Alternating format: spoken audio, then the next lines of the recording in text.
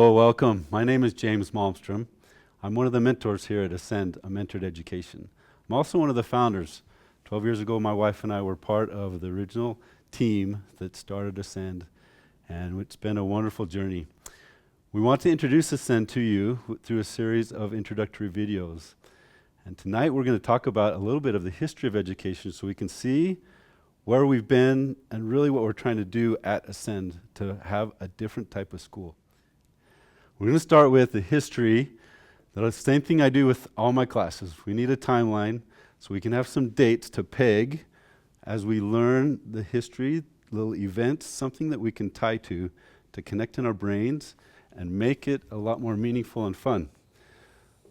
Here's our modern history timeline.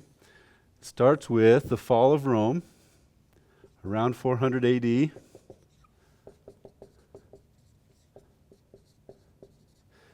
The fall of Rome started in the Christian Europe, a period of years, almost 1,000, called the Dark Ages. Another part of the world, though, was actually the Islamic Golden Age, which is kind of fun to think about, to learn about, and see the contrast. That ends with the Renaissance. Around 1400. 1500 is the Reformation. So this is a time when Martin Luther saw what was going on with the Catholic Church. He thought, there's some things that aren't quite right. And he listed 95 of them, pounded on the door, and said, I need somebody to explain why these 95 things are happening in the church and they're not in the scriptures. If we jump ahead to 1620, we have the Pilgrims coming across in the Mayflower. 1776. We've got the Declaration of Independence and the Revolution. 1830 is an important time. It's the restoration of the church. 1939. World War II.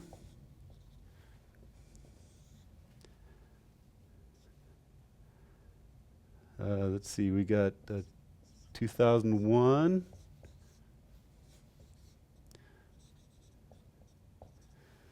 The Twin Towers, 2020. COVID, and that brings us to 2024 with Ascend. What's nice about this is we can take this timeline and we start to see what happens with education and really what we think. We might have a feel that there's just something not quite right with most of the way we do education today. This will help us see how we got there, see what might be wrong with it so that we can change it to make it right, something that works better for our families. I'm going to go to this time period here. You think about the Pilgrims coming across, trying to find religious freedom. They just come out of the Dark Ages, so they saw when in the Christian Europe, books were suppressed, learning was suppressed. Only certain people could actually read. They didn't want that. They came here wanting to establish a different type of educational system. And there were three really important components that they wanted to make sure we had. First of all, they wanted to make sure that there were certain facts and equations and symbols and events that all the students just needed to know. It was an important part of being an American.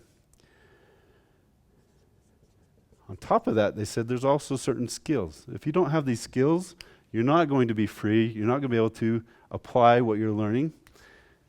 And the top level was we actually need people to be leaders. They established an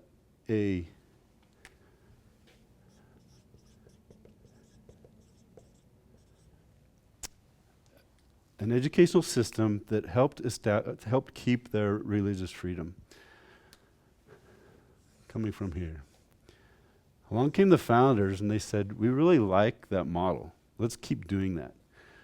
Their focus was more on political freedom.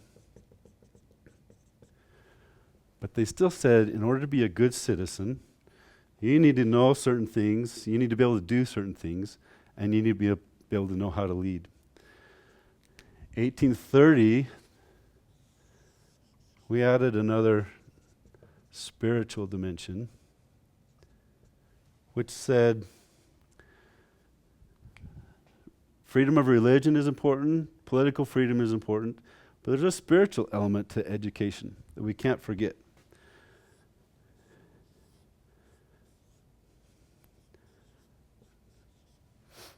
All three of these time periods believed that the home was the center for where great education happens. Let's go to about this time period. So early 1900s, the world's changing. Things are going on where there's more machinery. The Industrial Revolution is coming. People are migrating into the cities.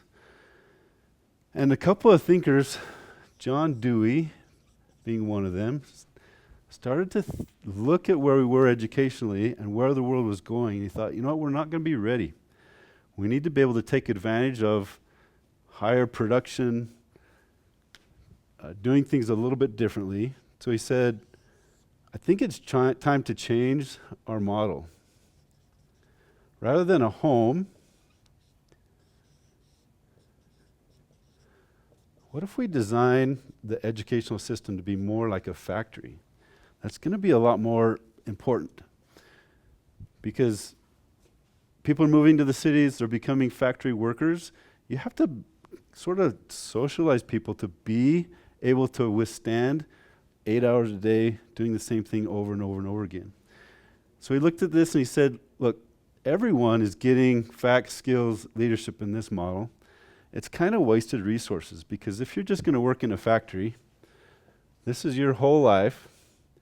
There really are just some basic facts and skills that you need to know, and that's it. Why should we spend our resources adding any more to the education if they're never really going to use it? There are some that are going to be the managers. They're going to need additional skill set. They're going to need to learn how to work with people, get people to work really well. So he basically said, we need to just divide up the people into different categories, different castes, different classes, and tailor the educational system to just work for them. So the question is, we've got the lowest level. Here's the 2 levels we had over here. But there are leaders. Where in the factory model, where are the leaders? If you think about it, they're over here outside of the factory because those are the owners, those are the CEOs, those are the politicians, those are the lawyers, those are the people that are really leading society. They're still getting a whole education, whereas everybody else is just getting a partial education. And that model has kind of stayed with us clear up until today. It's the primary way that we educate our children. But there's one other aspect to this. I want to add one more name. Sigmund Freud.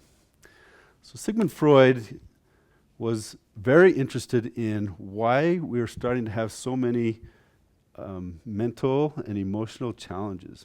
He started to see depression, he started to see just kind of strange mental challenges, and that was something that he really wanted to try to understand. So he wrote a lot about it, studied a lot about it. One of his conclusions is that, listen, if you think about how we're organized in society, the smallest organization is the family. And in a family, you have a mother and a father and children. The mother and the father are sort of like the royalty, especially the father is a lot like a king. He said, I think the problem is that those kings are exercising too much power and authority and it's causing all this mental anguish and mental challenges. And so he started to write about how we really need to replace the influence of the fathers primarily, and even secondarily the mothers, in our homes, and have something that we can trust a little bit more to be that influence. For him, that was the government. And so you kind of have two things going on with Dewey. He's changing how we're educated to be more like a factory, so we're used to working in that kind of environment. And then you have Freud saying, and in addition, it really shouldn't be the mother and the father that are primarily influencing education. It should be the teachers, it should be somebody outside the home, so we don't have to deal with all this mental anguish, mental challenges. So here we are, 2024, and at Ascend, we think that this model isn't good enough for now anymore. We're really trying to go back to this model. Restoring all three levels to all students, and also restoring the importance of the home and the family to be the center of the education. So at Ascend, one of our primary roles is to be an extension of what's going on in the home.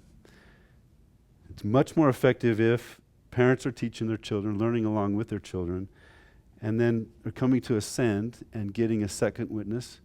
The mentors at Ascend can push the students a little bit more, but if it's primarily home-centered and then school is there to support what's going on in the home, that's going to be a much more effective educational system, educational environment moving forward.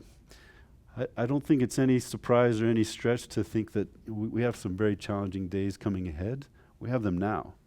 It's not going to get any easier in the near future. So this, in our opinion, is the best way to help our children be prepared for what's coming. One other element that we established Ascend for is not just all three levels, but also the fact that we believe every student, every person that's born on the earth came with a life mission that only they can accomplish. And in order to fulfill that life mission, they need a great education.